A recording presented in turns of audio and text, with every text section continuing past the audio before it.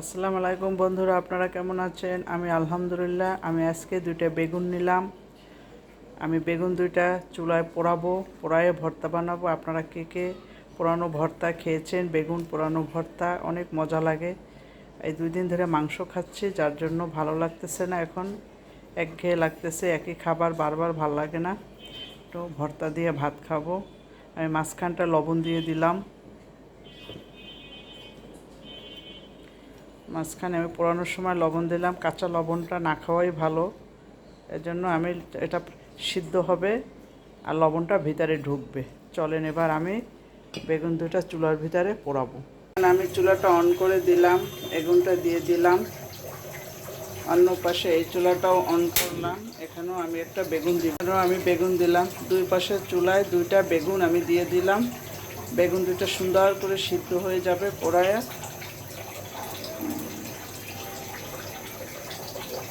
মাঝে মাঝে এসে বেগুন দুটো একটু উল্টাইয়ে দিতে হবে, মাঝে মাঝে উল্টাইয়ে দিতে হবে। বেগুনটা সিদ্ধ হইলো কিনা দেখতে হবে। বন্ধুরা দেখেন কি সুন্দর করে পুড়ছে একটা সাইড। এখন আমি উল্টাইয়ে দেব। এটাও দেখেন সেমভাবে, দুইটাই সেমভাবে পুড়ে গেছে একটা সাইড। এখন আমি সুন্দর করে উল্টাইয়ে দেব।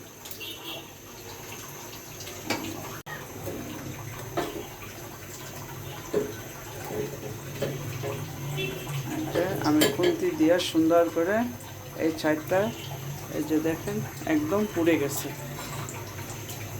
এখন আমি এটা উল্টাবো।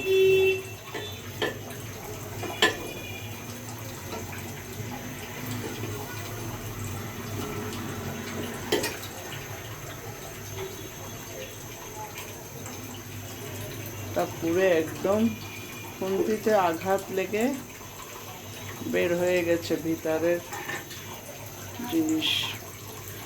সুন্দর করে পড়তেছে।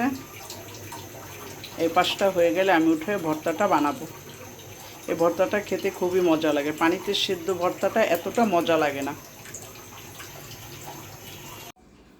আমার বেগুন দুটো পোড়ানো শেষ, আমি নিয়ে আসছি এখন প্লেটে। এখন আমি ভিতরে চামচ দিয়ে আস্তে করে ভিতর থেকে উঠাবো। বেগুনের ভিতরে ঠান্ডা হয়েছে, এখন ধরা যাচ্ছে। এতক্ষণ গরম ছিল, যার জন্য আমি বেগুনের কাছে আসি নাই। এখন আমি চামচ দিয়ে আস্তে ভিতর থেকে উঠিয়ে নেব। এই যে আমি উঠাই নিলাম, ফ্রিজে রাখলাম একটা, আর এই একটা আলগা করে নিলাম। এই যে বাকিটাও আমি এভাবে উঠাবো। এভাবে চামচ দিয়ে আস্তে আস্তে পাশগুলো ছাড়াই দিতে হবে। এভাবে আস্তে করে দিলে উঠে যাবে। এখানে আমি মরিচটা দিয়ে দিলাম, শুকনো মরিচটা দিয়ে দিলাম। মরিচটা সুন্দর করে ভাজা হোক। এই যে একটু সরিষার তেল নিলাম, অল্প করে একটু সরিষার তেলটা নিলাম। চামচটা এখানে উঠাই রাখে। আমার আর লবণ দিতে হবে না, আমি বেগুনটা পোড়ানোর সময় লবণ দিছি, তারপরে আবার যখন পেঁয়াজ ভাজছি তখন লবণ দিচ্ছি, আর লবণ দিতে হবে না।